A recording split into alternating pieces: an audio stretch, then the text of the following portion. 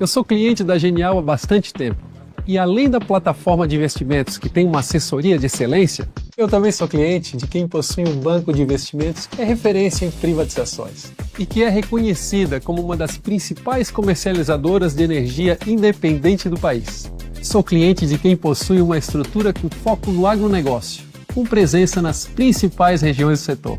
De quem tem a plataforma mais veloz e estável para os traders e que se dedica a promover a educação financeira. E eu também sou cliente de quem tem a melhor área de atendimento do segmento e que oferece tudo para eu resolver minha vida financeira em um só aplicativo. Se você também deseja ser cliente de tudo isso, abra sua conta na Genial. Olá, estamos novamente aqui com Conversa com o Zé Márcio. Tenho comigo hoje Tatiana Pinheiro, que é economista-chefe e sócia da Galápagos Capital. Tudo bem, Tatiana? Um prazer ter você aqui conosco. Muito obrigado por ter aceito nosso convite. Tudo bem, muito obrigada. Sinto honrada pelo convite de vocês. Imagina, um prazer enorme ter você aqui conosco. Vamos falar um pouquinho sobre cenários, como é que a gente está vendo aí o mundo e o Brasil em especial, né? Quer dizer, nós tivemos reunião do Copom e do FOC na semana passada, né? Quer dizer, acho nessa semana, na verdade. O FOC decidiu manter a taxa de juros estável lá nos Estados Unidos, enquanto que o Copom decidiu aumentar a taxa de juros aqui no Brasil em 1 ponto de porcentagem. Tatiana, quer dizer, o Fed tem justificado a manutenção das taxas de juros no nível de 4,25 a 4,50 devido às incertezas geradas pelas políticas econômicas do presidente Trump. Como é que você vê isso? Como é que você vê as consequências das mudanças na política econômica que o presidente Trump está implementando nos Estados Unidos?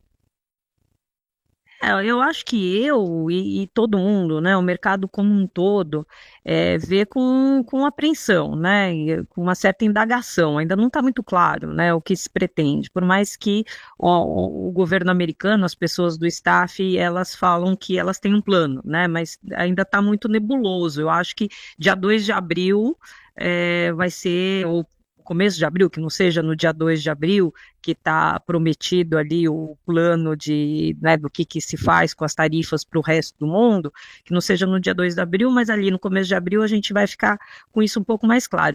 Eu acho que tem um grande ponto de interrogação, mas vamos voltar para o livro texto de macroeconomia, né? Imposto de importação é pressão de preços, é pressão sobre preços.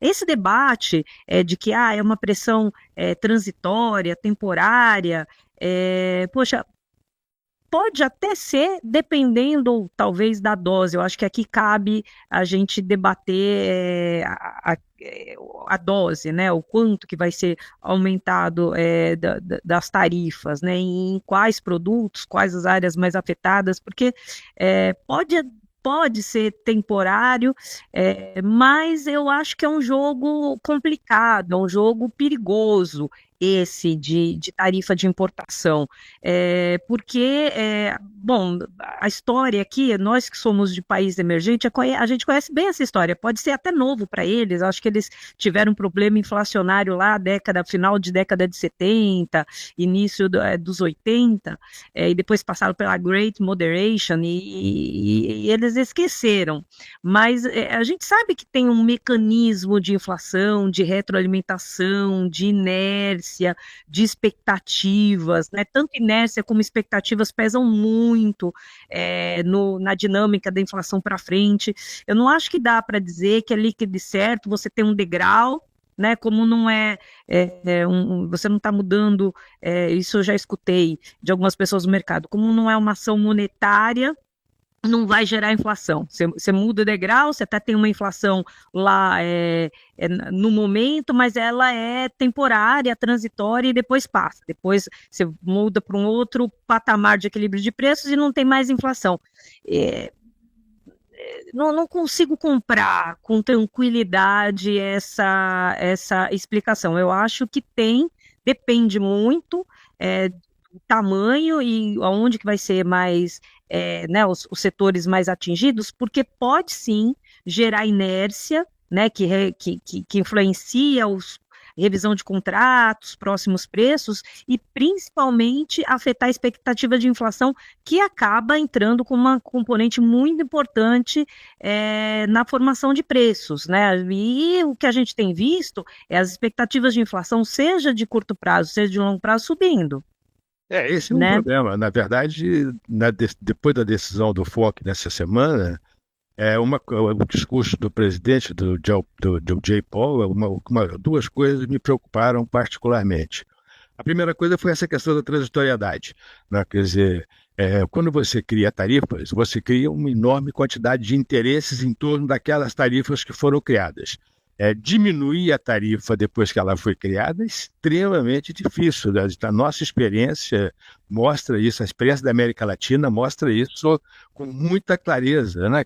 Esse nosso modelo cepalino, tá certo? Que influencia o pensamento latino-americano e a política econômica latino-americana, mostra isso com muita clareza. Então, isso é uma coisa preocupante. O presidente, quer dizer, do Fed, lá atrás, já errou quando disse que a volta da pandemia era uma inflação transitória. Não foi nada transitório, tá certo? Foi necessário uma política monetária bastante dura e ainda temos aí uma política monetária relativamente contracionista. A outra coisa que me preocupou, Tatiana, foi exatamente essa questão das expectativas. Pela primeira vez, não sei se você notou isso, mas pela primeira vez o presidente do Fed se, se disse preocupado com as expectativas, tá certo? Então, eu acho que realmente esse é um ponto importante. Concordo com você, eu acho que é É. bastante Mas, difícil. mas eu não sei se você viu isso, mas em alguns grupos de economistas que eu tô, a avaliação, eu achei até estranho, né? Porque foi esse o ponto, né? Acho que eu nunca tinha visto, pode ter passado despercebido, eu não sou também é, especialista no assunto, mas eu nunca tinha notado um presidente do Banco Central americano falar sobre expectativas com preocupação, né? Mas em alguns grupos de economistas, eles avaliaram a decisão, alguns economistas avaliaram a decisão do FONC como dove, né? É, e assim, na coletiva dele de imprensa, eu não vi nada dove ali quando ele ressalta a questão da influência das expectativas. Outra coisa, nas expectativas, né, na projeção que todo trimestre vem, né, então as projeções, eles aumentaram a projeção de inflação. Tudo bem que eles estão com essa, que eu não consigo comprar, que é essa história do transitório. Então eles aumentaram a projeção de inflação para esse ano para 2,8, né, do 2,5, é o PCI, não é o CPI, e aí depois continua convergindo para 2. Mas assim, também o que esperar da autoridade monetária? Ela tem que acreditar na ferramenta dela, né? Ela vai ter que mostrar uma projeção de longo prazo trazendo a inflação para a meta. Não dá para falar que porque ele coloca essas projeções convergindo para a meta que é dovish a situação. Eles já estão, mesmo com um grande ponto de interrogação de que vai ser as tarifas, quais as áreas que vão ser mais impactadas, eles já estão incorporando no cenário, né? Ou seja, é uma autoridade monetária preemptiva, né? Ela está em cima do debate. Também não cabe aumento de juros ou debate de aumento de juros agora, mesmo porque eles estão com uma política monetária apertada. Mas você teve ali uma visão de Banco Central americano dovish que eu não concordo. Pode ser, sim, essa parte da discussão da transitoriedade, assumir transitoriedade. E o engraçado, né? Na coletiva teve, acho que até mais de um, mas eu prestei atenção em um repórter no final da coletiva falando assim, então, olha, vocês já falaram isso antes, e a inflação foi. E aí o Jeremy fala assim, dá uma de desentendido, né? Fala assim, mas você está falando de quando isso, né? Ele fala, não, agora, né? Antes desse último ciclo de aumento de taxa de juros. Aí ele fala assim, não, é verdade, a gente errou, é muito incerto e tal, então faz meio o minha culpa, né? Mas é isso, né? O mercado viu como dovish, né? Pelo menos as pessoas com quem eu estava vendo a opinião. E eu achei meio estranho, assim, ver como o Dove a atitude do Banco Central, um Banco Central que está preocupado com expectativas, né? Na verdade, quer dizer, a situação é um pouco curiosa, né? Quer dizer, os Estados Unidos é o país que tem as menores tarifas sobre importações, né? Quer dizer, a tarifa média na economia americana é alguma coisa próximo de 3%. Então, quer dizer, é uma tarifa muito pequena. Isso tem vantagem e desvantagem. A vantagem é que o consumidor americano tem acesso aos melhores produtos do mundo a preços mais baixos, certo? Enquanto que a desvantagem é que você cria uma enorme dificuldade, exige muita eficiência para que os setores produtores de bens comerciáveis se instalem e tenham lucro nos Estados Unidos. Você tem que ter um custo muito menor, porque você não tem tarifa. Então, esse é o problema, essa é a justificativa aí do presidente Trump para ter as tarifas. Quer dizer, num certo sentido, ele está, não sei se explícita ou implicitamente, é como se ele estivesse tentando forçar os outros países a reduzir tarifa, certo? Se ele conseguisse fazer isso, seria o melhor dos mundos, né? Isso, se ele conseguisse fazer isso, mas ele não teria que se importar com a condução da política econômica do país dele? Não, eu acho que sim, mas ele se importa, né? Na verdade, ele está fazendo uma mudança muito importante em toda a política econômica nos Estados Unidos, não só na questão comercial, mas também na questão fiscal, tá certo? Essa coisa do Elon Trump, do Dodge é super, quer dizer, muito impressionante. Eu estou muito impressionado com a rapidez com que eles estão tentando fazer esse ajuste aí, na questão fiscal da economia americana, que é insustentável da trajetória atual, né? Que você tem um déficit de quase 7% do PIB, é muito impossível, e ao mesmo tempo, tá certo, você tem aí essa questão das tarifas. Então, você o que é difícil de acompanhar é como que esse conjunto de mudanças vai impactar no final na economia americana. E acho que é por isso que o mercado está tão preocupado e tão volátil, né? Quer dizer, você teve uma desvalorização do dólar no mercado internacional, que nos favoreceu, mas não importa, tá certo? Mas isso é definitivo? Vai continuar? Como é que vai ser? Tá certo? Eu acho que é isso que está fazendo o Fed parar. Tá certo? Está meio que paralisado. E é preocupante, né? Esse é que eu posso. Não, é mais amplo que isso, né? Eu não sei, lógico, ele está preocupado com, obviamente, eu espero que ele esteja pensando na economia dele em primeiro lugar, mas tem algumas ações, né, que são meio impositivas, né? E se ele está preocupado com a economia dele em primeiro lugar, ele não controla o quanto que ele vai conseguir arrecadar de importação, aumentando tarifa. Então, a saída dele para o ajuste fiscal é uma redução do Estado, e a gente está falando de um país que não tem um Estado muito grande, a gente não está falando do Brasil, né, ou outros países da América Latina, né, comparativamente, né, mas é a saída dele. Então, ele ajusta pelo tamanho do Estado na economia, e as tarifas, né, como ele fala, will make us rich. E ele não consegue controlar isso, né, porque dependendo do grau do aumento tarifário, você vai, obviamente, a economia ela vai tentar melhorar a situação, né, maximizar.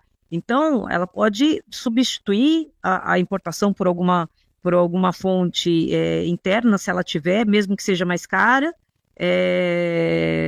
e não necessariamente ele consegue ter a tributação que ele está esperando, porque ele não consegue controlar isso, ele consegue controlar a tarifa, ele aumenta a tarifa. Agora, se ele vai ter mais arrecadação por tarifa, é outro ponto.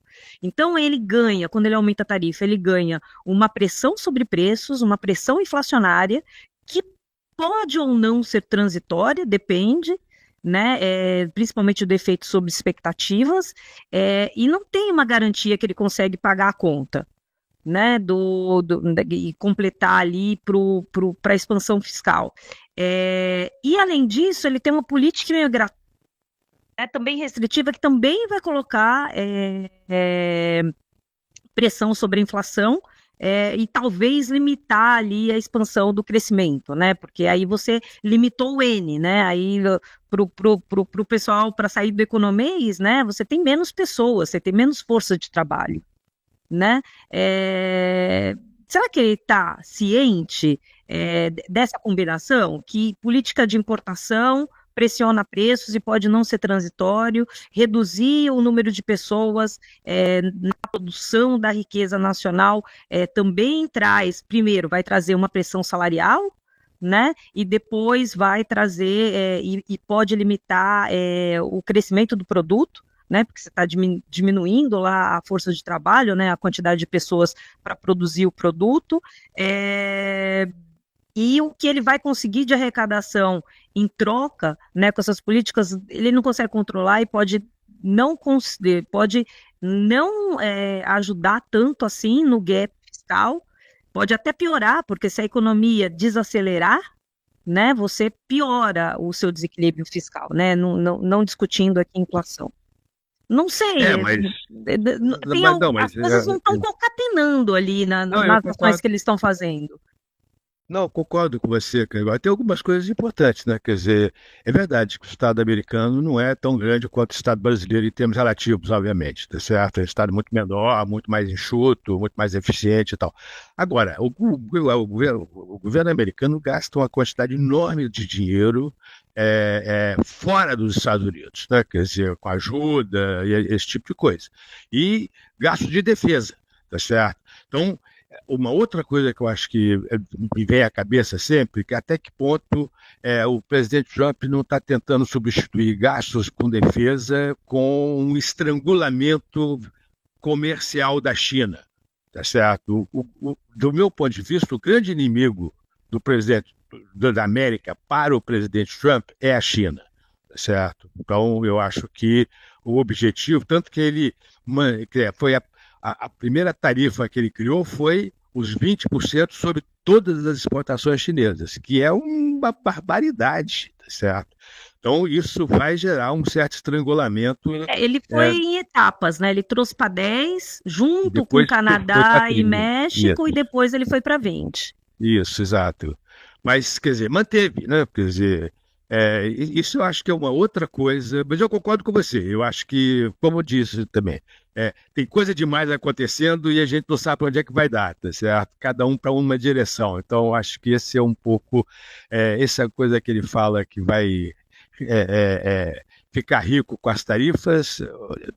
Basta olhar a América Latina para saber que você vai ficar pobre com tarifas. Tá certo? Então, isso. Se não usar os exemplos, é só saber o seguinte, olha, eu consigo controlar o número da tarifa. Eu não consigo controlar o quanto que eu vou arrecadar, porque isso depende de quanto as pessoas vão continuar querendo importar daquele produto e pagar aquela tarifa, né? Então, ele está contando com algumas coisas que podem ou não ocorrer, né? Eu acho que eu concordo com você quando você fala tem muita coisa acontecendo e é difícil tirar o sinal disso, mas se fosse para dizer para o viés, né? O sinal é difícil saber qual é o resultado líquido, mas eu acho que é um viés para um pior equilíbrio econômico nos Estados Unidos, pelo menos no curto e médio prazo, porque é mais inflação. Seja o imposto de importação, seja a redução da força de trabalho com a política imigratória mais restrita, é mais preço, mais pressão sobre preços, porque o americano ele não vai trabalhar pelo salário do imigrante, do ilegal, né? E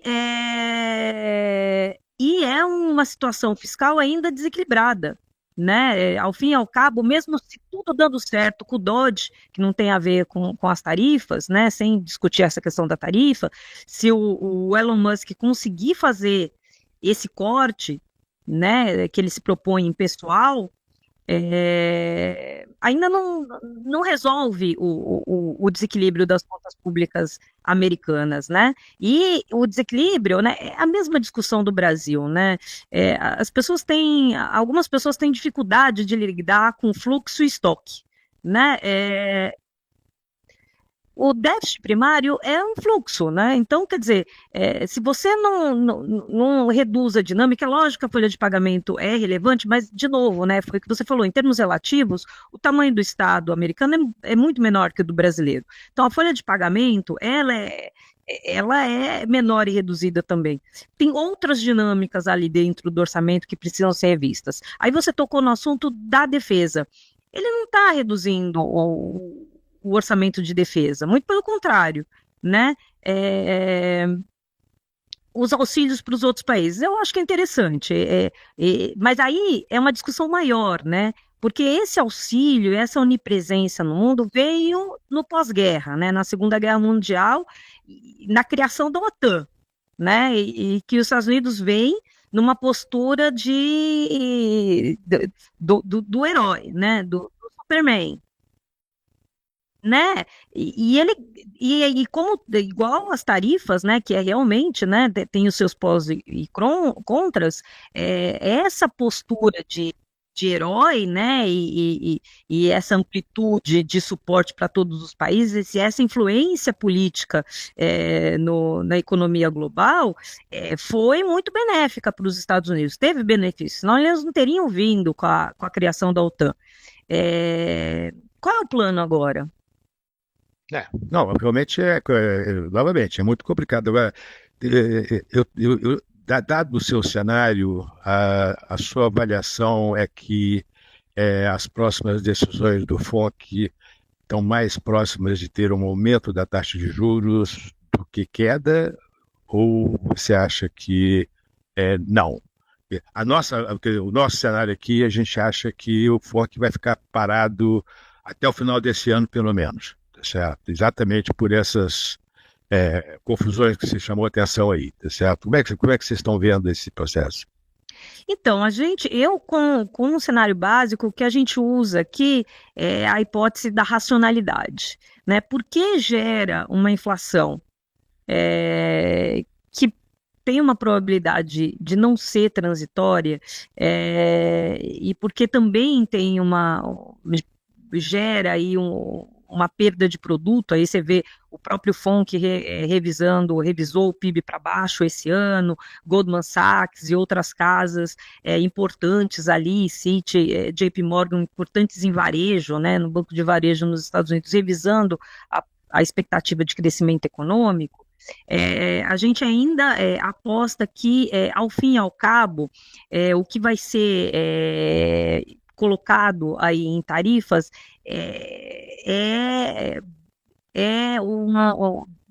no sentido da racionalidade, né, e não na agressividade, não num tit for tat, né, numa guerra tarifária, a lá o que a gente viu ali sendo travado bilateralmente entre Estados Unidos e China em 2018. Se ele for racional e ele se ele priorizar a questão de evitar pressões inflacionárias muito grandes para dentro do país e perda do produto também, tem espaço para o Fed cortar juros no segundo semestre, né? Mas vai depender muito do que vai ser anunciado, né? O que finalmente eles vão mostrar que eles pretendem fazer em abril. Se é uma discussão, é uma negociação de tarifas, né? Em quais setores não muito essenciais ali nos Estados Unidos, ou se a gente vai para um trade war em relações bilaterais, o que não é um país só, né, não é restrito só à China, você acaba ampliando isso para a América Latina, para a Europa como um todo, aí realmente o teu cenário está correto e não tem espaço para corte de juros mesmo.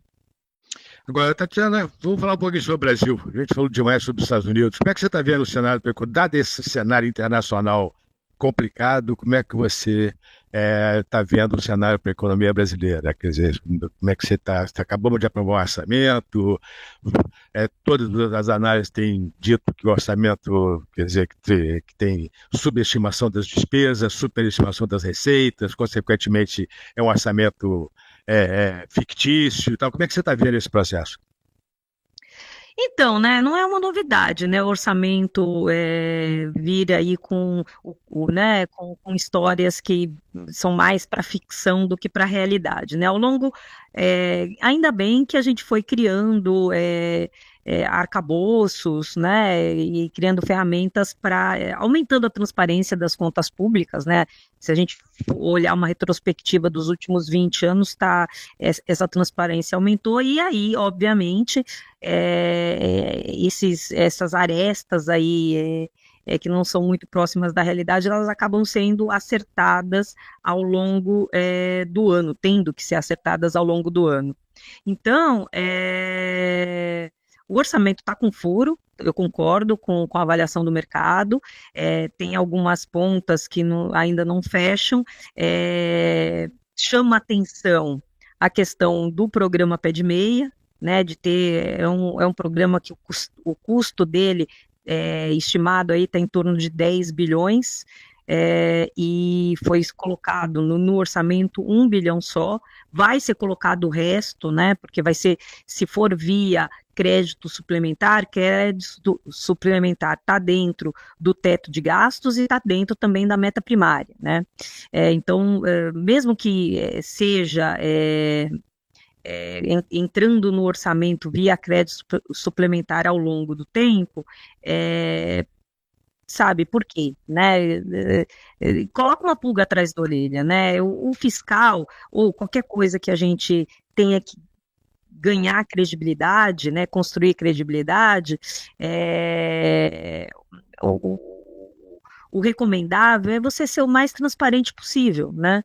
Então, tem essa questão do pé de meia que ficou ainda em dúvida, a questão dos gastos com a Previdência, que estão sempre sendo subestimados, e é uma relação que até dá para ser melhor colocado dentro do orçamento, porque a gente já sabe, né, o crescimento da população 60 a mais, né, a gente está num ritmo de crescimento mais forte da população, a população está envelhecendo, né, essa parte dos 60 a mais cresce numa velocidade maior do que a população economicamente ativa, né, então, e o IBGE tem essas contas, então, não é tão complicado assim a projeção dos gastos de previdência, né, porque é vinculado ao salário mínimo, tem ali o crescimento da população 60 a mais, tem as várias regras que também dá para inserir no cálculo, então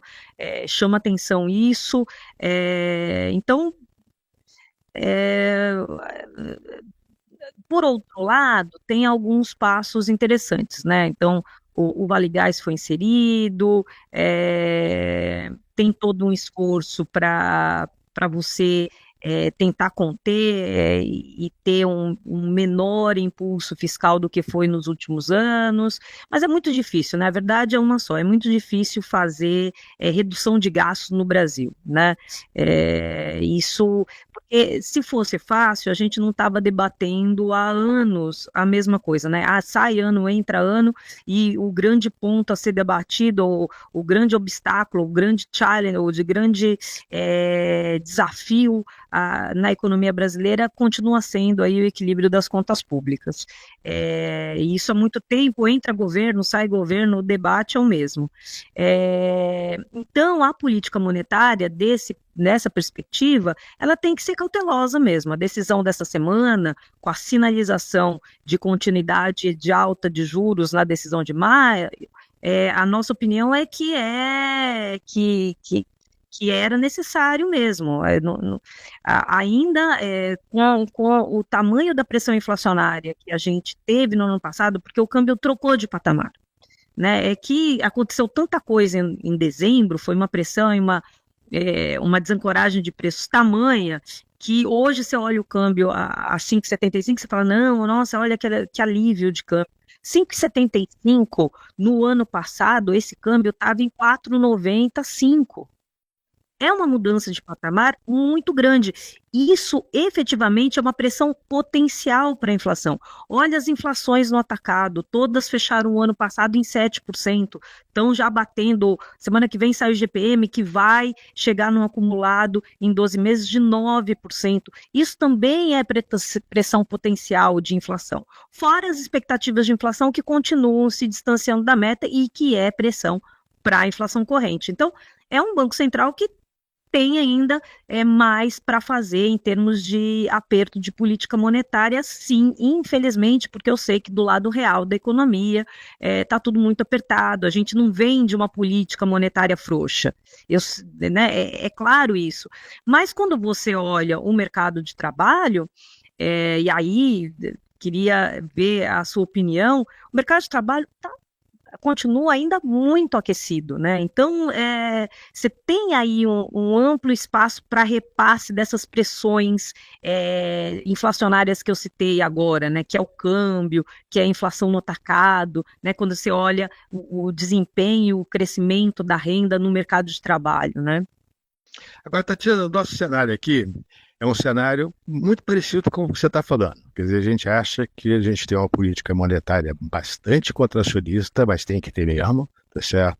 Por outro lado, nós achamos que a gente tem uma política fiscal e parafiscal bastante expansionista, tá certo? Muito expansionista, não é pouco. E a expectativa para o futuro é que ela se torne ainda mais expansionista, porque você tem aí a possibilidade dos trabalhadores utilizarem o fundo de garantia, mesmo quem usou o saque aniversário, são 12 bilhões de reais, tá certo? A questão do crédito consignado para o trabalhador do setor privado, tudo isso vai gerar um enorme aumento de demanda. Ou seja, na verdade, você tem aí uma espécie de disputa entre o executivo e o legislativo de quem vai comandar a política econômica do país, tá certo? Porque o Banco Central está tentando jogar a economia para baixo para poder controlar a inflação, porque eu concordo com você, o mercado de trabalho está extremamente apertado, tá certo? Muito apertado. Apesar da taxa natural de desemprego, na nossa avaliação, a gente fez aí os 2 ou 3 trabalhos sobre isso, ter caído com a reforma trabalhista, tá certo? Mas caiu, mas a taxa de desemprego está muito abaixo da taxa natural de desemprego, tá certo? Então, isso gera pressão inflacionária. Então, o Banco Central está nessa luta para tentar resolver esse problema. Por outro lado, quer dizer, o Executivo está numa briga para evitar que isso aconteça, né? Quer dizer, a sensação que você tem é que o executivo, o objetivo do executivo é diminuir ainda mais a taxa de desemprego, tá certo? Como é que vai fechar essa brincadeira, tá certo? A política monetária... Na avaliação de vocês, quem é que vai ceder? Alguém vai ceder? Essa que acho que é a pergunta. Eu acho que a política monetária, esse balanço, né, de política fiscal expansionista, quem sempre tem zerado a conta nos últimos anos é a política monetária. A política monetária fica mais apertada do que deveria, porque a gente gasta mais, né, ou seja, o gasto público comendo o futuro do país, né? Porque a questão toda é, se a taxa de juros fica mais alta, você fica restringindo o investimento, restringe a capacidade de aumentar a produtividade, e aí você nunca cresce, você fica com o crescimento, nós chamamos aqui o crescimento potencial do Brasil está em 2%. Se cresce acima de 2%, gera pressão inflacionária. O ano passado cresceu a 3,4%, já vinha num crescimento mais forte há alguns anos, acaba desembocando em pressão inflacionária. E o que aconteceu? O Banco Central tem que aumentar juros para trazer essa inflação para baixo. Então, a conta está sendo sempre paga pela taxa de juros, uma taxa de juros mais alta, ou seja, a conta está sempre sendo paga pelo Brasil do futuro. O Brasil do futuro, a gente sempre fica devendo para o Brasil do futuro, né? E é sempre assim, né? O meu pai, eu acho que falava isso, é a Tatiana que vai pagar a Tatiana e o filho dela que vão pagar, né? Agora eu falo, é o meu filho e o filho dele que vai pagar. E vai assim, né? Então, tem uma questão aí de fiscal que precisa ser resolvida. E eu acho importante ressaltar, por exemplo, tem alguns estudos que falam lá do impulso fiscal, né? Então, eu faço uma conta aqui simples de impulso fiscal olhando o resultado primário, né? A expansão do resultado primário estrutural, tirando o fator cíclico, né? E realmente você teve uma expansão tem um impulso lá fiscal que eu capto ali, que eu acho que explica bem o porquê que a demanda acelerou a despeito da política monetária já estar apertada antes desse movimento de alta de ciclo recente em setembro. Tem outras pessoas que falam, certo, a União fez uma expansão de gastos que não foi trivial, que começa no começo do ano passado com o pagamento de quase 100 bi em precatórios, né? E a gente vai ter que discutir isso, porque realmente, né, foi 1/3 daquilo era para as famílias, né? As famílias eram as beneficiadas e isso virou gasto na veia, que acabou expandindo o crescimento econômico. De qualquer maneira, esse precatório ia ter que ser pago em algum momento, né? Ele estava virando, se você deixa, pelo que foi aprovado em 2021, ia virar um esqueletaço ali em 2027. Então é importante a gente ir amortizando isso, que seria ruim para a atividade econômica de qualquer maneira. Mas, saindo dessa discussão, tem pessoas falando assim, olha, tem a União que deu esse impulso, mas também tem muito do impulso fiscal do ano passado que aconteceu nos estados e municípios fruto das emendas parlamentares, né? Então você teve muito, e era ano eleitoral, tal, então você teve um gasto, né, uma injeção de dinheiro que não foi trivial nos estados e municípios e que respondem aí pelo equilíbrio ruim que acabou acontecendo no passado de uma atividade econômica que andou muito rápido, 3,4, muito acima do potencial e que gerou uma necessidade de aumento da taxa de juros para controlar a inflação. Pois bem, o orçamento agora aprovado, 50 bi de emendas parlamentares. Né, o que pode ser bloqueado, contingenciado, 10 bilhões, 11 bilhões desse total. Fora isso, algumas casas falando, alguns especialistas de fiscal falando que além das emendas parlamentares em 50 bi, que é recorde histórico, tem aí uma liberação de 10 bi de emendas parlamentares que não foram, que ficaram presas no ano passado por conta da discussão do legislativo com o judiciário. Então, né, 60 bilhões de emendas parlamentares para cegar de injeção, que isso é injeção nas cidades, né? Ou seja, isso também é uma ação de injeção de dinheiro na economia que vai contrapor a política monetária, igual foi no ano passado, né? Então tem isso, né? O lado político faz até sentido. O que o governante quer, seja o governante da União, do Estado, do município? Ele quer gerar emprego, né? Eles têm o objetivo de maximizar crescimento, né? O que a política monetária quer? A política monetária aqui no Brasil, ela tem o objetivo de manter a estabilidade de preços. Isso está lá como principal objetivo da lei, da autonomia do Banco Central. Isso dá conflito mesmo. Né? Aí a gente tem que ver como e isso vale para qualquer lugar do mundo, não é só Brasil, né? A gente tem que ver como é que isso concatena. Até hoje, o que tem sido feito é uma política monetária e uma taxa de juros acima do que poderia ser se a gente tivesse um equilíbrio entre receitas e despesas no país. Tatiana, muito obrigado por ter aceito o nosso convite, excelente conversa, já tomei muito do seu tempo, muito mais, aliás, do que eu tinha planejado antes, tá certo? Muito obrigado mesmo, foi muito boa a conversa, eu gostei muito, um abraço. Um abraço, obrigada.